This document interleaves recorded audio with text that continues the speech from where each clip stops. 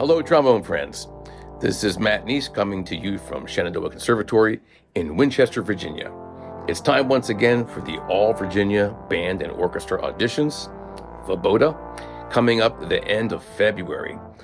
This year, 2026, we have part of a Rochut Etude, so I will play that for you. We'll talk about it, and then we'll also talk about scales, sight reading, and other things associated with the audition. So here we go.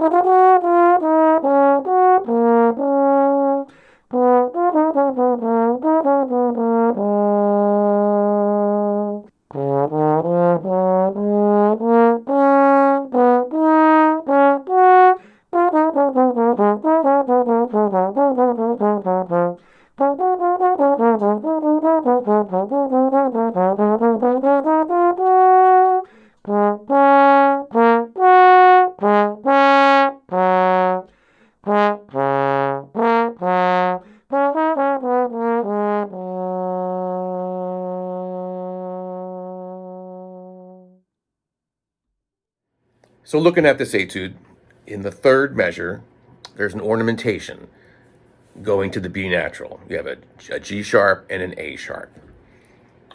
So you want to play those as smooth as possible. They shouldn't jump out. It shouldn't be like something like that, which a lot of people do. It's just an ornamentation on that B natural. All right, just like that. And then the next line going down, we have some more going into the downbeat of the D sharp.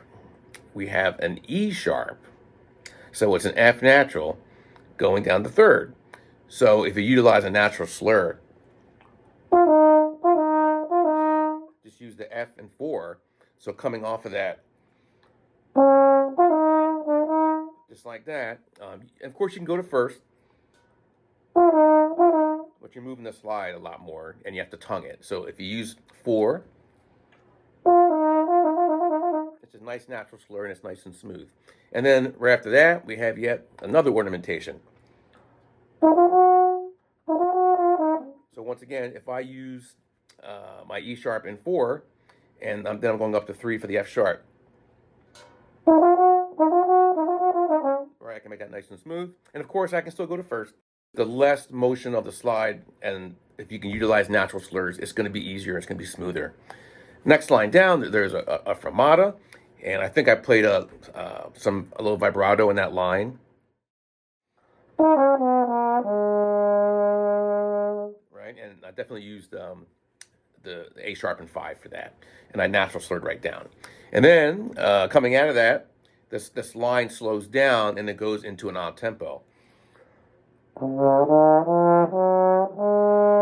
So it's like a rubber band, you know, da da da da da da da, and then you're into your odd tempo.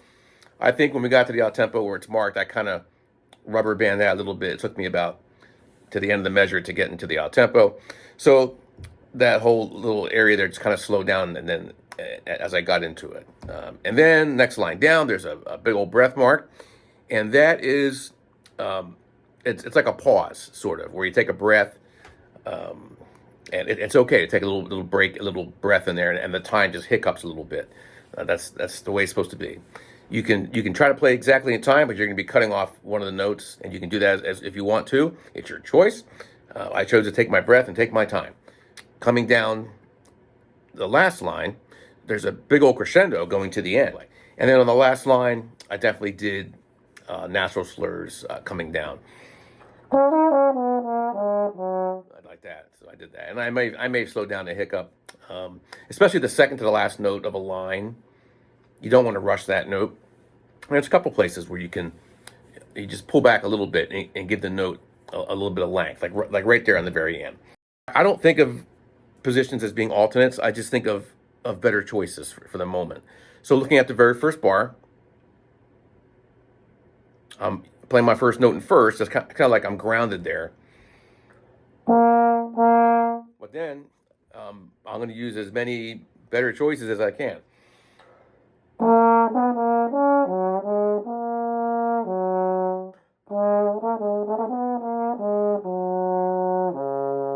Right? So if you don't use a lot of alternates, this is a great etude to start working on those things, to realize that there's always more than one choice of how to play something. And sometimes it's better to use an alternate. Sometimes it's not. Everyone's different. Next line, of course, I just went over those things, but I put the slides, the positions that I use there, talked about that. Third line down, I put the slide positions in there to try to utilize as many natural slurs as possible. So that I just try to use those and check those out. As you get more comfortable with the etude and playing in this key, you can start thinking about musical things to add to it to make it sound better. We talked about the ornamentation already. There's 3 of them in measure 3, and then the next line down, they're circled. So using the alternate positions and natural slurs to try to make those as smooth as possible is your best bet. Also, your slide technique will be evident in the way you play those. So looking at the first one, so I'm going to G sharp, A sharp, which is B flat, and then to a B. So I can choose 3, 1, 4, or I can do 3, 5, 4. Right? And if I use my wrist, it's even quicker going up to 1. I have to move my whole arm. And it's harder, it's harder, and I have to move everything. Slow motion. And then on the next one,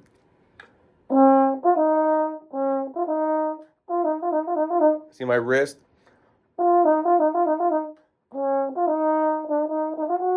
So that whole measure. So I'm using a lot of natural slurs, and I'm using my wrist. Try to use less energy when you play. More musical things. Next line down, right before the fermata. I mentioned this before, but a little vibrato on that note is nice. When you have the lines that slow down, just make sure every note gets longer and longer, so it's slowing down. And especially the second to the last note of a rallentando or something like that, that note should be longer. The line where there's the breath, the fourth line down, I definitely took a little break in there. And the way I played the last big line out of this, I kind of articulated that line. I don't know if you heard it.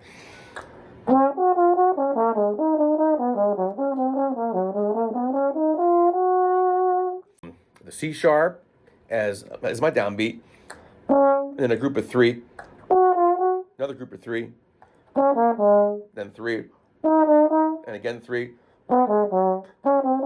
So the whole line.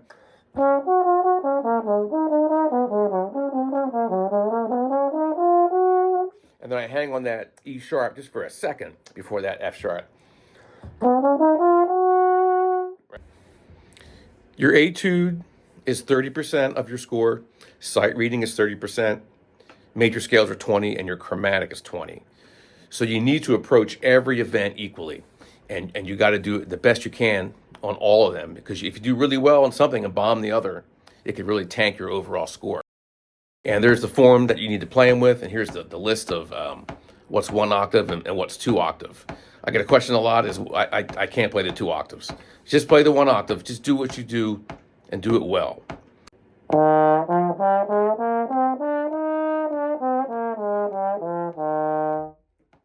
Chromatic scale. If you look at the description, it might be a little confusing. When it says here slurred and tongued, except trombones, what they're referring to is, because we slur differently than valved instruments, ascending is a legato tongue and descending is staccato.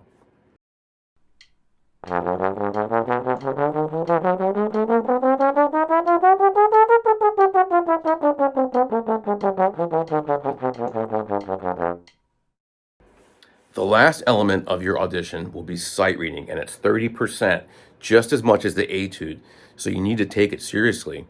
Sight reading is something that gets better with time, but a few things you can do in the coming weeks to help improve your skills are this. 1, read etudes, but specifically seek out rhythmic etudes. 2, play duets with your friends. And also use a metronome when possible. And try not to stop when you mess up. When you play duets, one of the benefits is as you get better at that and get better at reading, your eyes start to gravitate to the second line. So you start seeing what your friend is playing, and you know when they mess up. That is a really good benefit for sight reading. Just like a piano player reads 2, 3, 4 lines, we're just reading one most of the time. So it's really good for us. I wish you the best of luck in this audition.